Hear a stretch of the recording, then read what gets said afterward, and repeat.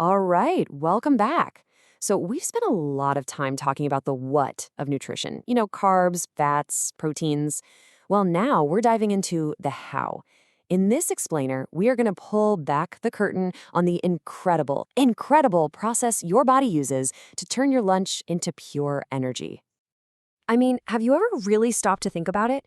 You eat a meal, and then somehow that food powers literally everything you do. It fuels your muscles when you run, it powers your brain when you're studying. It's the very energy of life itself. So, how does that amazing transformation actually happen?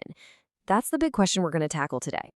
Okay, so first things first, let's get a really clear definition of energy in this context.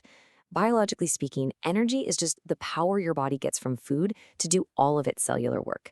And a key law of physics is at play here. Energy isn't created or destroyed. Your body is just this master transformer, taking the potential energy locked inside food molecules and converting it into a form your cells can actually use. So where does this chemical fuel come from? You already know the answer to this one. It's our old friends, the macronutrients we've been studying: carbohydrates, lipids, and proteins. And we can also add alcohol to that list. These four are the only things our body can actually break down for fuel. And this is a super important point to lock in. While vitamins, minerals, and water are absolutely essential for you to be healthy, they provide zero, zilch, nada, zero energy for your cells. They don't have any calories to give.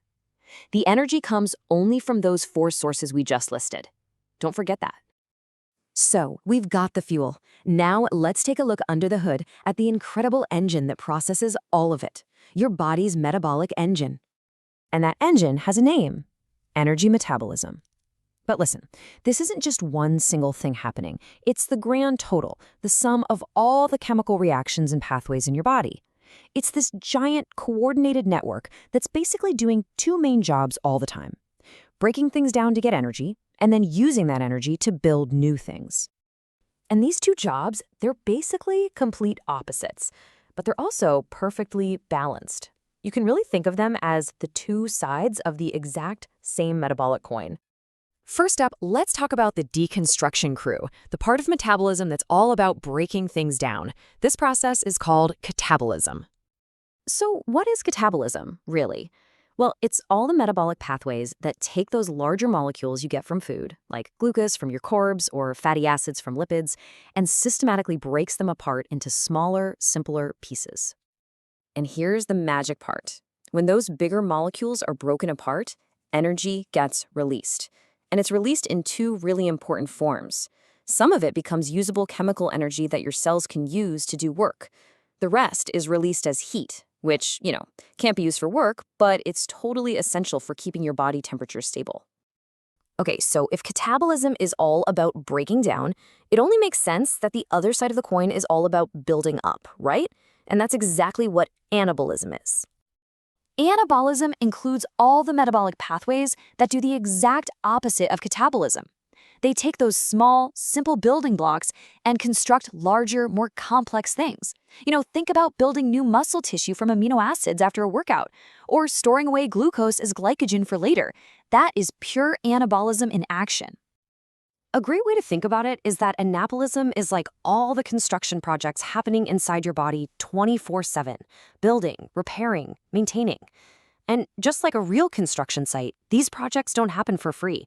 They need a constant supply of energy to keep running. So let's just put them side by side for a second. It's this really beautiful, simple opposition.